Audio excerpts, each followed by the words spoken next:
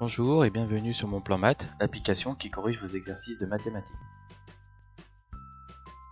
Aujourd'hui, nous allons corriger un exercice de géométrie. Donc on a un triangle rectangle, A appartient au segment PR, S appartient au segment IR. Calculer la longueur SR, justifier la réponse. Donc on doit calculer cette longueur-là. Comme on a deux triangles rectangles, donc RAS et RPI, on va calculer le coefficient d'agrandissement. Le coefficient d'agrandissement, donc c'est égal à PI sur AS. Et c'est égal donc à 4,5 divisé par 4. Ça nous fait 1,125. Ça c'est notre coefficient d'agrandissement. On va utiliser le théorème de Pythagore sur le triangle PIR. Donc l'hypoténuse c'est PR. Donc PR carré est égal à IR au carré plus PI au carré. Donc nous ce qui nous intéresse c'est IR. IR carré est égal à PR carré moins PI carré. Donc IR est égal à racine carrée de PR carré moins PI carré. Donc PR c'est égal à 11,7 moins PI c'est 4,5. Racine carrée de tout ça c'est égal à 10,08 cm. Donc là on vient de calculer IR.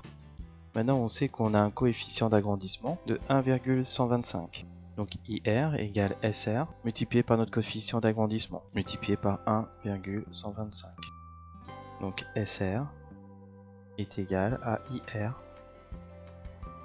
divisé par 1,125. C'est égal, donc IR on vient de le calculer, c'est 10,08 divisé par 1,125. On prend notre calculatrice et ça nous donne 9,6 cm.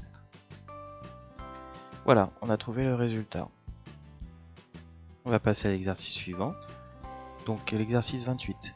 Sur la figure ci-dessous, on a E appartient à KL, C appartient à KU. Démontrer que le triangle LUK est rectangle.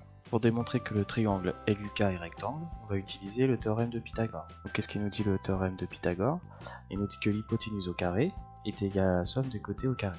LK au carré est égal à LU carré plus UK au carré.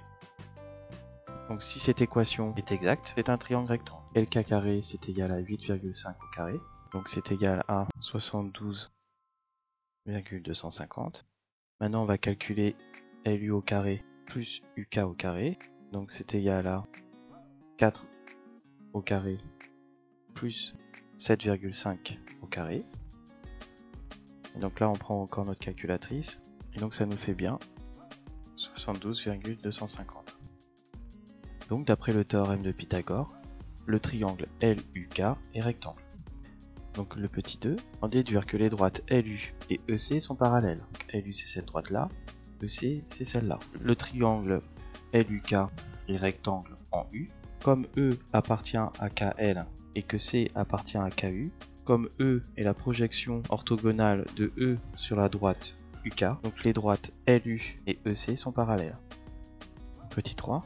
Calculer le périmètre du triangle ECK. Le périmètre du triangle, donc c'est égal à EC plus CK plus KE. Donc c'est égal à 3,2 plus 7,5